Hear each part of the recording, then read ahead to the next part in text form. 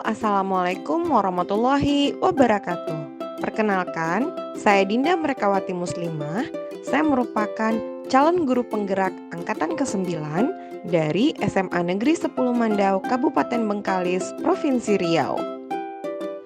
Pada kesempatan kali ini, saya akan menampilkan demonstrasi kontekstual modul 1.1A6 yang merupakan pemikiran filosofis Ki Hajar Dewantara dengan pengetahuan dan pemahaman baru yang saya peroleh. Ki Hajar Dewantara meyakini bahwa untuk menciptakan manusia yang beradab, maka pendidikan menjadi salah satu kunci utamanya. Ki Hajar Dewantara menjelaskan bahwa tujuan pendidikan yaitu menuntun segala kodrat yang ada pada anak agar mereka dapat mencapai keselamatan dan kebahagiaan yang setinggi-tingginya, baik sebagai manusia maupun sebagai anggota masyarakat. Budi pekerti atau watak atau karakter merupakan perpaduan antara gerak pikiran, perasaan, dan kehendak atau kemauan sehingga menimbulkan tenaga. Semboyan ing ngarso sung tulodo artinya dari depan, seorang pendidik harus memberikan teladan yang baik. Ing madya mangun karso artinya dari tengah, seorang pendidik harus dapat menciptakan prakarsa atau ide. Dan tut wuri handayani artinya dari belakang, seorang pendidik harus bisa memberikan arahan. Pemikiran filosofi Ki Hajar Dewantara yang kontekstual ini menjadi landasan bagi perkembangan sistem pendidikan di Indonesia.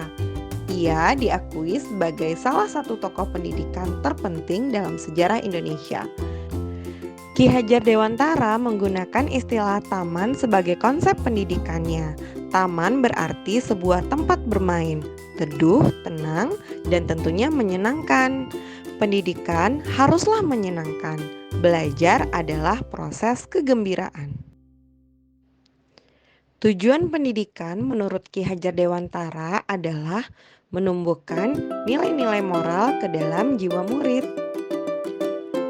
Kegiatan-kegiatan di sekolah yang dilakukan untuk mewujudkan pemikiran Ki Hajar Dewantara diantaranya adalah yang pertama, belajar bermakna. Di sini memberikan suatu positif lingkungan di sekolah dengan menjalankan sebuah pembelajaran yang menyenangkan bagi murid dan mengedepankan merdeka belajar. 2. Kegiatan ekstrakurikuler. Kegiatan ekstrakurikuler dapat menyalurkan bakat, minat, dan potensi yang dimiliki oleh murid. Beberapa kegiatan ekstrakurikuler di SMA 10 Mandau diantaranya pramuka, kegiatan kesenian, kegiatan olahraga, olimpiade, dan beberapa kegiatan seni lainnya. 3. Kegiatan senam yang dirangkai dalam kegiatan Jumat Sehat, yaitu melaksanakan senam pagi setiap bulannya pada minggu kedua dan minggu keempat. Kegiatan ini bertujuan untuk melatih kebugaran fisik murid. Di dalam tubuh yang sehat, terdapat jiwa yang sehat.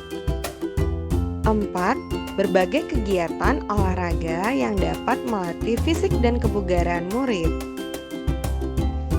Yang kelima, penanaman sifat religius di dalam jiwa murid yang dilandasi dengan relasi terhadap Tuhan agar melahirkan perilaku yang luhur. Yang keenam adalah kegiatan literasi. Kegiatan literasi ini diterapkan beberapa di antaranya baik di dalam proses pembelajaran maupun di luar pembelajaran.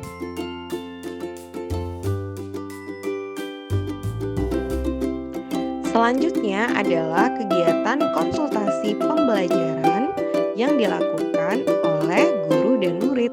Tujuannya untuk memfasilitasi dan mewadahi murid yang mengalami kesulitan dalam berbagai proses pembelajaran. Dan beberapa di antaranya adalah konsultasi dalam pemilihan mata pelajaran peminatan. Bekerja sama dengan lembaga lain untuk mengembangkan bakat dan karakter siswa di antaranya dengan kepolisian, puskesmas, yaitu melakukan screening kesehatan murid dan guru. Dan juga bekerja sama dengan pendidikan tinggi seperti universitas dan sekolah tinggi yang bertujuan bertujuan untuk membantu siswa dalam menentukan arah minat bakat masa depannya. Bergotong royong dalam melaksanakan tugas diantaranya adalah proyek profil Pancasila, menggambarkan bahwa siswa bekerja sama dalam mewujudkan merdeka belajar. Dalam menerapkan pemikiran Ki Hajar Dewantara, saya juga mengalami beberapa tantangan. Di antaranya adalah yang pertama, kurangnya partisipasi murid dalam proses pembelajaran. Dua, masih rendahnya minat dan motivasi murid dalam mengikuti program yang telah disediakan sekolah. Yang ketiga, kemampuan guru yang masih belum menyeluruh dalam memahami pemikiran Ki Hajar Dewantara, yaitu berpihak pada murid. Yang keempat, ketidakseimbangan antara pembelajaran akademik dan pengembangan karakter. Yang kelima, kurangnya keterlibatan orang tua dalam pendidikan. Dalam tantangan masih rendahnya minat dan motivasi murid dalam mengikuti program yang telah disediakan di sekolah, solusinya diantaranya menggunakan model atau metode pembelajaran yang bervariatif agar murid merasa lebih nyaman saat pembelajaran di kelas maupun berada di sekolah. Kegiatan pelatihan atau seminar dan workshop yang diikuti guru dapat menjadi solusi untuk mengembangkan keterampilan dan menguatkan pemahaman tentang pendidikan yang berpihak pada murid bagi guru di sekolah. Pada tantangan ketidakseimbangan antara pembelajaran akademik dan pengembangan karakter, maka salah satu solusi yang bisa diterapkan adalah dengan mengintegrasikan pembelajaran akademik dengan pengembangan karakter dalam kurikulum. Memberikan perhatian yang sama pentingnya terhadap pembentukan karakter murid seperti nilai moral, etika, kepemimpinan, dan kepedulian sosial. Mengadakan kegiatan ekstrakurikuler yang melibatkan murid dalam pelayanan masyarakat, kegiatan lingkungan, atau kegiatan seni dan budaya yang akan membantu mereka mengembangkan keterampilan sosial dan emosional.